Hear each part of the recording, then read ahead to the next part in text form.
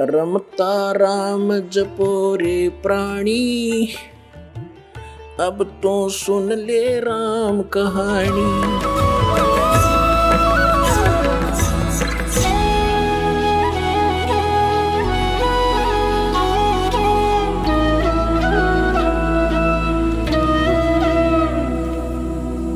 अब अभी तक इन्होंने सरपुरुष की साधना की, ब्रह्म की, सभी ऋषि महर्षियों ने। गीता जी अध्याय नंबर 8 के श्लोक नंबर 13 में कहा कि अर्जुन ओम इति एकाक्षरम ब्रह्म व्यवहारन माम अनुसमरण ये पर्याति तजन देहम स याति परमाम गतिम। मुझ ब्रह्म का केवल एक ओम मंत्र है, यही एक ओम मंत्र है, नथिंग एल्स। उच्चारण करके सिमरण करता हुआ जो शरीर त्याग कर जाता है स याति परमाम गतिम, यानी अंतिम सांस तक इसी का मंत्र करता हुआ शरीर छोड़ जाता है तो वो परम गति को प्राप्त होता है। कौन सी परम गति? जो ओम नाम के जाप से प्राप्त होगी। वो क्या होगी? ब्रह्म का जाप है ओम, और ब्रह्म लोक प्राप्ति होगी। और गीता अध्याय नंबर 4 के श्लोक नंबर 5-9 में, गीता अध्याय नंबर 2 के श्लोक नंबर 12 में, गीता अध्याय नंबर 10 के श्लोक नंबर 2 में गीता ज्ञानदाता कहता है कि मेरा जन्म मृत्यु होता है, तेरा भी होता है अर्जुन, तू जानता नहीं, मुझे याद है। और मेरी उत्पत्ति को ये देवता भी नहीं जानते। 10वें अध्याय के दूसरे श्लोक में इसे सिद्ध है कि जन्म तो होता है इनका, मृत्यु भी होती है, स्वीकार रहा है। इसलिए 7वें अध्याय के 18वें श्लोक में कहा कि ये ज्ञानी आत्मा है तो उद्धार है, नेक आत्मा है, लेकिन ये मेरे वाली अनुत्तम घटिया गति में स्थित है।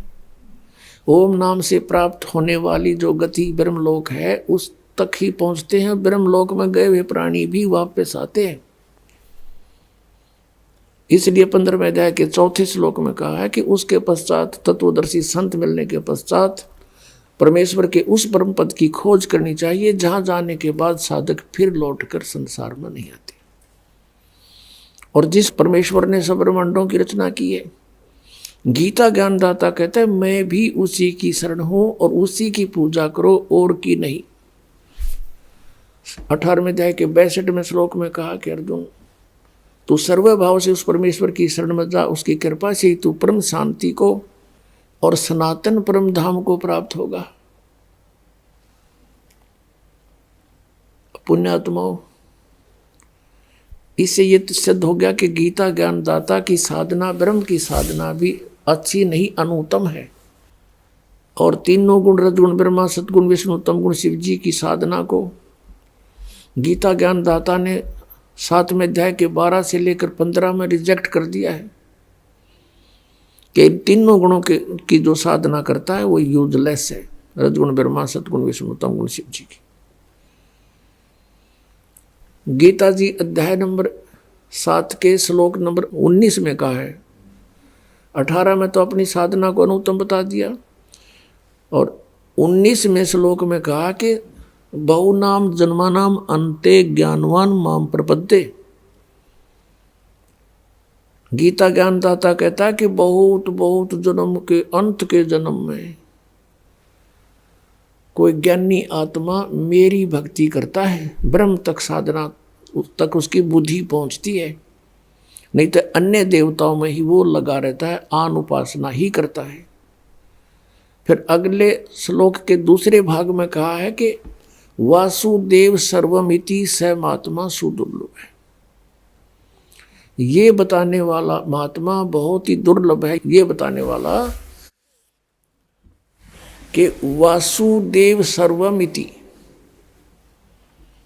वासुदेव का अर्थ है जो समर्थ परमात्मा, सबके ऊपर जिसकी सत्ता है, ओवरऑल कंट्रोलर यानी कुल का मालिक, परम अक्षर ब्रह्म कि ये बताने वाला कि वो परम अक्षर ब्रह्म सर्वम है, सब कुछ है, तीनों लोकों में प्रवेश करके सबका धारण पोषण करने वाला,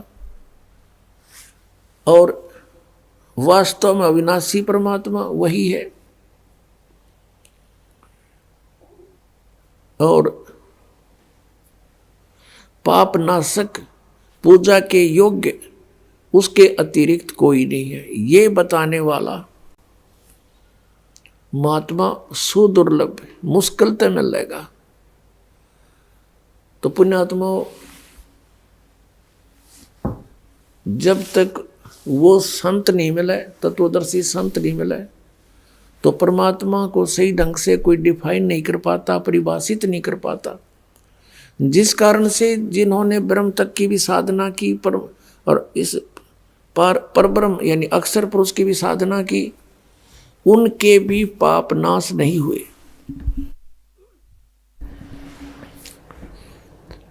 और जैसा कर्म था वो भोगना ही पड़ा। जैसे कुछ श्रद्धालु कहते हैं कि भगवान श्री कृष्ण जी ने राजा मोर ध्वज के पुत्र ताम्र ध्वज को आरे से 2 फाड़ करवा दिया था, वो मृत्यु को प्राप्त हो गया था, और फिर भगवान श्री कृष्ण ने उसको जीवित कर दिया था। अब यहां पर हमारी बुद्धि अटकेगी कि श्री कृष्ण भी तो बहुत शक्ति रखता है और उस मरे हुए बालक को जीवित कर दिया। केवल इस एक उदाहरण से हमने भगवान की संज्ञा में किसी को नहीं लिया जा सकता। अब विचार करने की बात है, क्योंकि धर्मदास जी ने परमात्मा से यही प्रश्न किया था, कबीर भगवान से, कबीर परमेश्वर जी से, परम अक्षर ब्रह्म से, कि भगवान आप कह रहे हो कि इन भगवानों की पूजा का कोई लाभ नहीं, तो ऐसे मोर ध्वज के पुत्र ताम्र ध्वज को भगवान श्री कृष्ण जी ने जीवित कर दिया, विष्णु जी ने। तो परमात्मा ने कहा कि वही श्री कृष्ण जी अपने सगे भांजे अभिमन्यु को जीवित नहीं कर सका, जो उसकी बहन का पुत्र था, सुभद्रा का पुत्र था, अर्जुन का पुत्र था। सुभद्रा अर्जुन से विवाही थी। चक्रव्यूह में महाभारत के युद्ध में मृत्यु को प्राप्त हो गया था, पांडवों का कुलनाश हो रहा था, श्री कृष्ण रो रहा था, पूरा परिवार रो रहा था। सुभद्रा टक्कर मार रही थी, श्री कृष्ण जीवित नहीं कर सके। बोल तब से धर्मदास जी ने कहा, प्रभु आप ही बताओ फिर।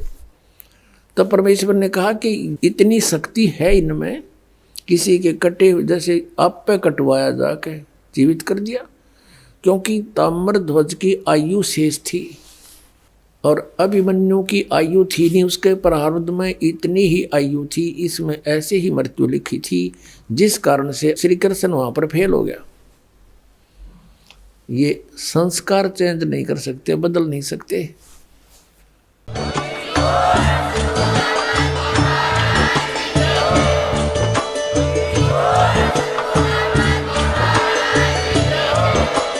आप सुन रहे थे जगत गुरु तत्वदर्शी संत रामपाल जी महाराज जी के मंगल प्रवचन। अधिक जानकारी के लिए विजिट कीजिए हमारी वेबसाइट www.jagatgururampalji.org। संत रामपाल जी महाराज जी के शुभ आशीर्वाद से पूरे विश्व भर में 500 से भी ज्यादा नाम दीक्षा केंद्र हैं, जिन पर संत रामपाल जी महाराज जी द्वारा ऑनलाइन निशुल्क नाम दीक्षा दी जा रही है। अपने नजदीकी नाम दीक्षा केंद्र का पता करने के लिए संपर्क करें 8222880541।